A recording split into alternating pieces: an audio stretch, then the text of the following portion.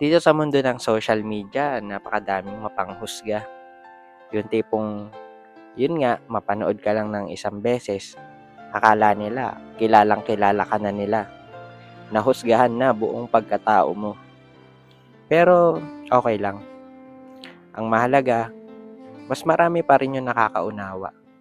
Isa sa naiisip kong paraan para mapa-opera si mama is yung pagkuha ng motor. Sasahod na ako sa pagbablog ko sa katapusan, kaya ipupurso ko yun. Tapos, syempre, hindi lang kailangan ng motor, kailangan din ng lisensya. Bakit motor yung magiging way para mapa-opera ko si mama? Yung motor kasi, magiging way yon para kumita ako. Makakapagbenta ako ulit ng chili garlic na ginagawa ko noon at maide-deliver ko kahit saang man lugar na abot ng motor ko. Sa ganung paraan, makakaipon ako.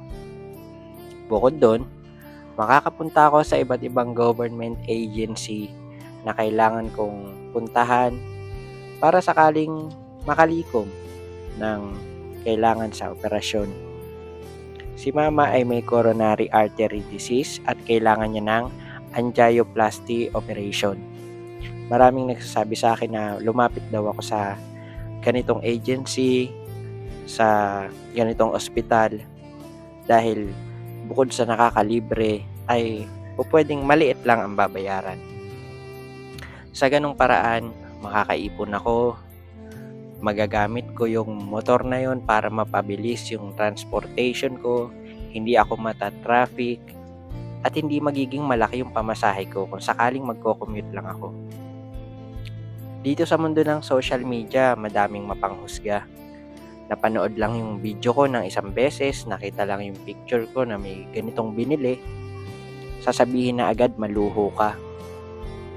Pero ang hindi nila alam, ginagamit ko yung mga product na binibili ko para kumita.